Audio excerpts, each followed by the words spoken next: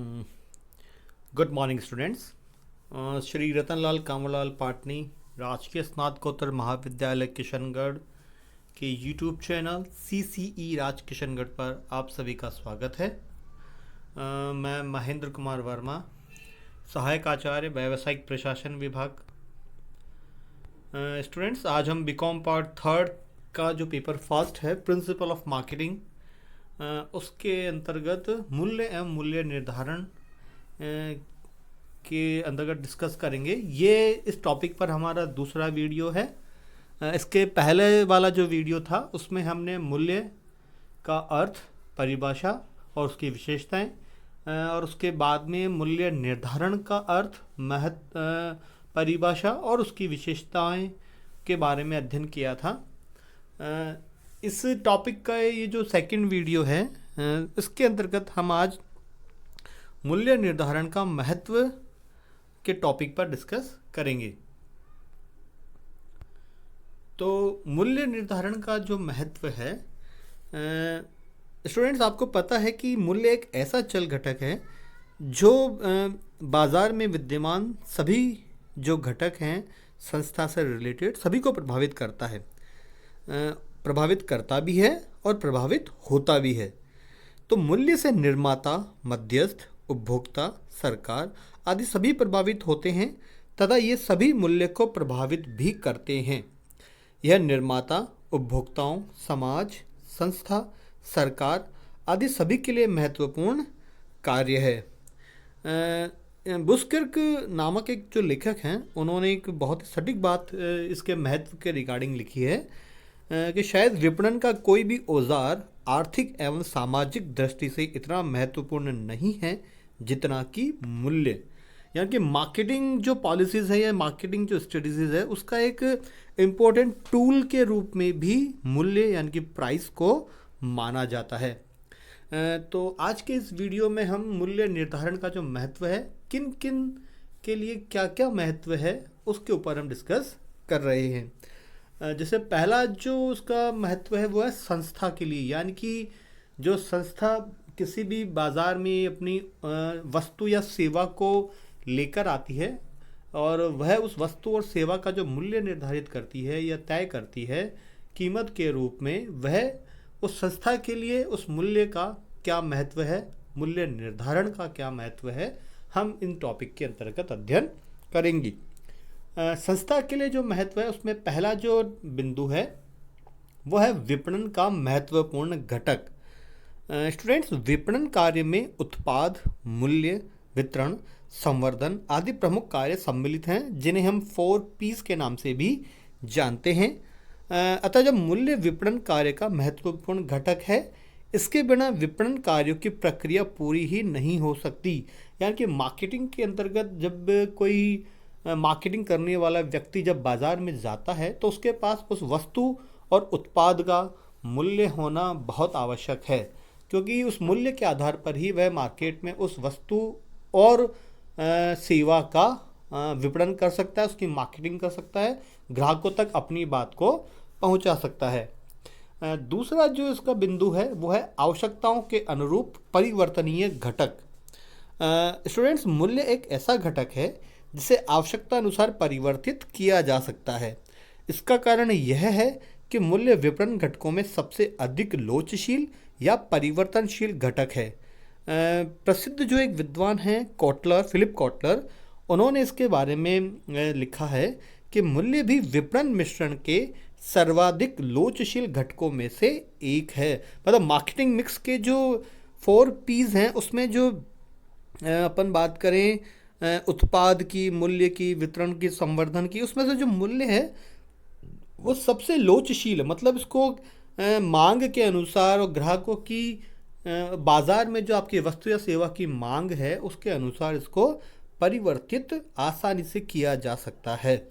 उत्पाद लक्षणों, वितरण माध्यमों को इतना जल्दी एवं आसानी से परिवर्तित नहीं किया जा सकता कि जितना कि मूल्य को कभी भी एवं कितनी भी बार परिवर्तित किया जा सकता है।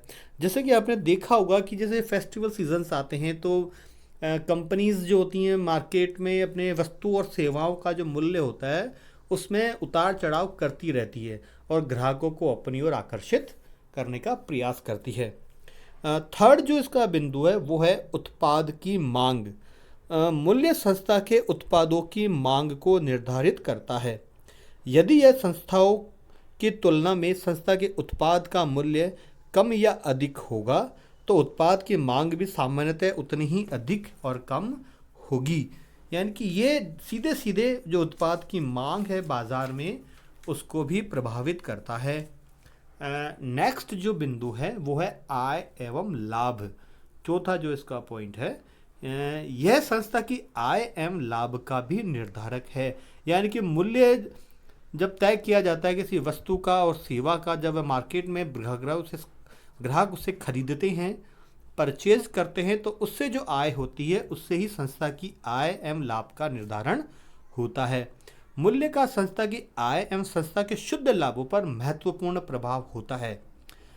हम स्टूडेंट्स हम ये भी जानते हैं कि संस्था की कुल आय मतलब टोटल रेवेन्यू में से कुल लागतों को जब घटा दिया जाता है तो शुद्ध लाभ प्राप्त होता है। चूँकि मूल्य ही आय का प्रमुख स्रोत बनता है, अतः आय जितनी अधिक होगी लाभ भी उतना ही अधिक होने की संभावना रहती है। अगला जो इसका पॉइंट है 5th नंबर का वो है प्रतिस्पर्धी क्षमता का होना। किसी भी संस्था की प्रतिस्पर्धी क्षमता उसके मूल्य से बहुत बड़ी सीमा तक प्रभावित होती है। अच्छी मूल्य निर्धारण नीति संस्था की प्रतिस्पर्धी क्षमता को बढ़ा देती है। यानी कि जब कोई संस्था अपने वस्तु और सेवा की जो मूल्य निर्धारण नीति है वो बहुत ही अच्छी ढंग से मार्केट को रिसर्च करके तय करती है तो बाजार में उस संस्था की जो प्रतिस्पर्धी की जो क्षमता है वो स्वतः ही बढ़ जाती है। इससे बाजार में प्रतिस्पर्धा के युद्ध आसानी से जीते जा सकते हैं। मूल्य युद्ध का मैदान होता है जिसमें युद्ध लड़े जाते हैं। इसमें आप ये इसको हम युद्ध की तरह भी समझ सकते हैं कि बाजार में जो फर्में गिरती है, चढ़ती है, मरती है, उसका बाजार उसका आनंद उठाता है और ग्राहकों को इसका सीधा सीधा फायदा होता है। नेक्स्ट जो इसका बिंदु है 6 नंबर वाला वो है बाजार अंश का निर्धारक। मूल्य इसलिए भी महत्वपूर्ण है क्योंकि यह किसी भी संस्था के बाजार अंश को भी निर्धारित करता है। उचित मूल्य एवं मूल्य नीति को अपनाकर कुल बाजार में संस्था के भाग या अंश को अधिकाधिक किया जा सकता है। मतलब जब आपको जैसे मार्केट शेयर जिसे हम कहते हैं, बाजार अंश की जब हम बात करते हैं तो उचित मूल्य एवं मूल्य नीति को अपनाकर जो टोटल जो मार्केट है उसमें मैक्सिमाइज अपन संस्था का जो भाग है वो अधिकाधिक करके मैक्सिमम बाजार शेयर है उसको अपनी ओर कर सकते हैं। अगला जो इसका बिंदु है वो है उत्पाद एवं संस्था की ख्याति। उचित मूल्य नीति एवं व्यू रचना ग्राहकों को आकर्षित करती है। यह ग्राहकों की संस्था के प्रति अनुकूल धारणा का निर्माण करती है। इससे संस्था की ख्याति का निर्माण होता है। मतलब जब कोई संस्था उचित रूप से मूल्य का निर्धारण करती है तो ग्राहक उसके प्रति स्वतः ही आकर्षित होते हैं। इससे संस्था की ख्याति का निर्माण होता है। नेक्स्ट जो इसका पॉइंट है उत्पादन नियमन, यानी कि प्रोडक्ट जो रेगुलेटरी जो सिस्टम है, मूल्य उत्पादों की मांग निर्धारित करता है। मांग से ही उत्पादन का नियमन एवं नियंत्रण होता है। इस प्रकार हम ये कह सकते हैं कि मूल्य से मांग तथा मांग से उत्पादन का नियमन एवं नियंत्रण आसानी से किया जा सकता है। नेक्स्ट जो इसका बिंदु है महत्व का वो है उत्पाद लक्षणों का निर्धारण। मूल्य उत्पाद लक्षणों अर्थात किस्म, रंग, रूप, डिज़ाइन, आकार, पैकेजिंग आदि को प्रभावित करता है। थोड़ा सा अधिक मूल्य रखने से उत्पाद के लक्षणों को सामान्य स्तर से ऊपर उठाया जा सकता है, किंतु यदि उत्पादों का मूल्य नहीं बढ़ाया जा सकता तो उनके लक्षण सामान्य स्तर से भी गिर सकते हैं। मतलब इसको हम जो उत्पाद के जो लक्षण है उसके आधार पर भी हम मूल्य तय कर सकते हैं, उसको घटा बढ़ा सकते हैं। लेकिन अगर अपना आपकी सेवा या उत्पाद की जो क्वालिटी है वो अगर इतनी ज़्यादा नहीं है, अच्छी नहीं है, और फिर भी आपने अगर मूल्य अधिक रखा है तो ग्राहक आपके पास नहीं आएंगे। क्योंकि जो मार्केट के जो उपभोक्ता हैं वो जब किसी वस्तु को या सेवा को परचेज करते हैं, उसका उपभोग करते हैं, तो उसके मूल्य को जो वो चुकाते हैं तो उसके लक्षण, जो उत्पाद के जो लक्षण है, उसकी गुणवत्ता है, उसको भी वो भली भांति परीक्षण उसका करते हैं। नेक्स्ट जो इसका पॉइंट है वो है संवर्धनात्मक क्रियाओं का निर्धारण। मूल्य स्तर संवर्धनात्मक क्रियाओं के स्तर को भी निर्धारित करता है, यानी कि प्रमोशनल एक्टिविटीज़ क्या क्या होंगी। यदि मूल्य अधिक है तो संवर्धनात्मक क्रियाओं पर अधिक धन खर्च किया जा सकता है। कम मूल्य की दशा में प्रमोशनल एक्टिविटीज़ का गुणात्मक एवं परिमाणात्मक दोनों ही स्तर गिर सकता है, और ग्राहकों तक वो जो प्रमोशनल जो एक्टिविटीज़ है वो सही समय पर या अच्छे ढंग से, प्रभावी ढंग से नहीं पहुंचेगी, तो ग्राहक उस वस्तु को या उस सेवा को तुरंत प्रभाव से खरीद नहीं पाएंगे। नेक्स्ट जो उसका पॉइंट है वो है ग्राहक वर्ग का निर्धारण। मूल्य संस्था के ग्राहक वर्ग को निर्धारित कर सकता है। सामान्यतः ऊंचे मूल्य से उच्च स्तर के या धनी वर्ग के ग्राहक आकर्षित होते हैं, जबकि अल्प मूल्य की वस्तुओं की दशा में विपरीत हो सकता है। यानी कि जो बाजार का जब सेगमेंटेशन किया जाता है, यानी कि विभक्तिकरण किया जाता है, उसके अंतर्गत भी मूल्य का बहुत अहम रोल होता है, क्योंकि हर स्तर के या जो उनकी आय के अनुसार भी ग्राहक, जो संस्था है वो अपने ग्राहकों का विभक्तिकरण करती है। यानी कि जो कैपेसिटी, जो पेइंग कैपेसिटी ग्राहक की होती है, प्रत्येक ग्राहक की अलग अलग होती है। उनकी पेइंग कैपेसिटी यानी कि जो खर्च करने की जो क्षमता है, उसके आधार पर ही जो मूल्य है किसी वस्तु का या सेवा का वो तय किया जाता है। 12वें नंबर का जो पॉइंट है महत्व का, वह है मूल्यांकन का आधार या मूल्यांकन के आधार। मूल्य संपूर्ण विपणन कार्यों के मूल्यांकन का आधार प्रस्तुत करता है। बुस्किर्क नामक जो विद्वान हैं, उन्होंने इसके बारे में लिखा भी है कि मूल्य निर्धारण विपणन कार्यक्रम का माप है। यह बताता है कि विपणन प्रबंधक ने अपना कार्य कितना अच्छा किया है। यदि उसने अच्छा कार्य किया है तो उसे उसका मूल्य मिल जाएगा। यानी कि अगर काम अच्छा है, आपकी जो वस्तु जो या जो सेवा है उसमें गुणवत्ता है, ग्राहक उस गुणवत्ता को पसंद करते हैं, ग्राहकों के लिए वो उपयोगी है, उनकी आवश्यकताओं को संतुष्ट करते हैं, तो वह उसका मूल्य भी चुकाते हैं। तो अगर वो चुकाते हैं तो ऐसी जो अवस्थाएं बनती हैं, उसे हम कह सकते हैं कि ये सब जो अवस्थाएं हैं वो किसी भी वस्तु या सेवा का मूल्यांकन का आधार भी बनते हैं। तो ये जो है ये संस्था के लिए महत्व। अब हम नेक्स्ट स्लाइड में देख रहे हैं कि उपभोक्ताओं के लिए मूल्य निर्धारण का क्या महत्व है। इसमें पहला जो पॉइंट है वो है उचित मूल्य। उचित नीति एवं व्यू रचना के अपनाने से उपभोक्ताओं को उत्पाद उचित मूल्य पर उपलब्ध हो जाते हैं। जैसा कि हम इस चैप्टर में हम पढ़ रहे हैं कि प्रत्येक संस्था अपने ग्राहकों के लिए उचित मूल्य नीति बनाती है। वो अपने बाजार का जो वो विभक्तिकरण करती है, यानी कि जो सेगमेंटेशन करती है, उसका बहुत अच्छी तरीके से ध्यान रखती है, और उसके आधार पर ही वह ग्राहकों के लिए मूल्य नीति अपनाती है। नेक्स्ट जो पॉइंट है वह है मूल्यों में स्थिरता। उचित मूल्य नीति एवं व्यू रचना से उपभोक्ताओं को मूल्यों में अधिक उतार चढ़ाव का सामना नहीं करना पड़ता। इससे उनका बजट संतुलित बना रहता है। यानी कि अगर आपने जो मूल्य निर्धारण की जो नीति है या जो स्ट्रेटेजी है वो अधिक अच्छी बनाई है, तो उसमें ज़्यादा उतार चढ़ाव नहीं करने पड़ते। तो जो ग्राहक है उनका जो बजट है वो भी संतुलित बना रहता है और मूल्यों में स्थिरता रहती है, ग्राहक आपसे जुड़े रहते हैं। अगला क्रय नियोजन यानी कि परचेज प्लानिंग। उचित एवं स्थायी मूल्य नीति से उपभोक्ता अपना क्रय नियोजन कर सकता है। वह अपने पास उपलब्ध राशि से अधिकाधिक वस्तुओं के क्रय का नियोजन कर सकता है। यानी कि जो भी बचत एक आम व्यक्ति करता है अपनी लाइफ में या अपनी डे टू डे लाइफ में, उस बचत के आधार पर ही वह उसे क्या वस्तु खरीदनी है, उसकी आवश्यकता के अनुसार वो अपनी क्रय नियोजन की प्लानिंग कर सकता है बाजार में उपलब्ध वस्तुओं के मूल्य को देखकर। अगला जो पॉइंट है वो है तुलना में सुविधा। मूल्य उपभोक्ताओं को तुलना यानी कि कंपैरिजन करने में भी सुविधा प्रदान करती है। मूल्यों के आधार पर विभिन्न ब्रांड के वैकल्पिक उत्पादों में आसानी से तुलना की जा सकती है। यानी कि जब हम कोई वस्तु या सेवा का हम उपभोग करते हैं और हमारे पास में अगर बहुत सारे विकल्प मौजूद हैं, तो हम मूल्य के आधार पर उनकी तुलना कर सकते हैं और उनकी गुणवत्ता और उसकी उपयोगिता के आधार पर मूल्यों की तुलना करके जो वस्तु या सेवा है वैकल्पिक रूप में सबसे अच्छी साबित होती है, उसे जो ग्राहक है वो आसानी से उसको परचेज कर लेता है। नेक्स्ट जो इसका पॉइंट है वो है उपयोगिता या किस्म का अनुमान। स्टूडेंट, सामान्य उपभोक्ता मूल्य के आधार पर उत्पाद या सेवा की उपयोगिता या किस्म का अनुमान लगाता है।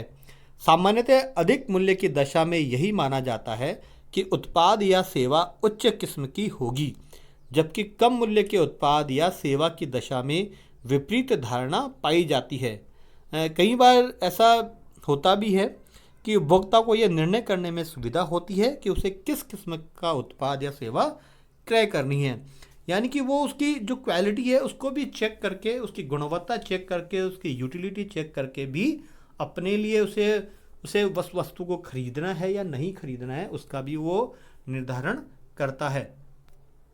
नेक्स्ट जो महत्व है वो है अर्थव्यवस्था के लिए महत्व, यानी कि प्रत्येक देश की जो इकोनॉमी है उसके लिए मूल्य निर्धारण का क्या महत्व है। पहला जो इसका पॉइंट है वो है अर्थव्यवस्था का नियमन। मूल्य अर्थव्यवस्था का नियमन करता है। इसी से संपूर्ण अर्थव्यवस्था में उत्पादन, वितरण, राजस्व एवं राष्ट्रीय आय आदि का निर्धारण होता है। यह देश के संसाधनों का समुचित वितरण करता है। यानी कि जब ये जो एक क्या कह सकते हैं इसको वित्तीय जो चक्र है जब मार्केट में चलता है, तो इससे संपूर्ण अर्थव्यवस्था में जो इसके घटक हैं जैसे उत्पादन, वितरण, राजस्व, नेशनल इनकम, ये सभी इसी चीज़ से निर्धारित होता है कि संस्थाओं ने अपने वस्तुओं और सेवाओं का क्या मूल्य निर्धारित किया है और उस मूल्य को उपभोक्ता परचेज करने के लिए तैयार होते हैं। एंड नेक्स्ट जो उसका बिंदु है वो है संसाधनों का मूल्य निर्धारण। उत्पादन के जो प्रमुख संसाधन हैं भूमि, श्रम, साहस एवं पूंजी, इनका पारिश्रमिक या प्रतिफल मूल्य स्तर से ही प्रभावित होता है। यानी कि जो संसाधन एक संस्था प्रयोग करती है उस संस्था का क्या मूल्य होगा उसका भी आधार मूल्य निर्धारण ही होता है। अगला है संसाधनों एवं अर्थव्यवस्था का विकास। मूल्य स्तर संसाधनों भूमि, श्रम, साहस, पूंजी आदि को आकर्षित करता है तथा इसकी उपलब्धि को भी निर्धारित करता है। उचित मूल्य स्तर इनकी उपलब्धि को बढ़ाता है तथा संपूर्ण अर्थव्यवस्था का विकास करता रहता है। नेक्स्ट जो इसका पॉइंट है वो है मुद्रास्फीति का नियंत्रण।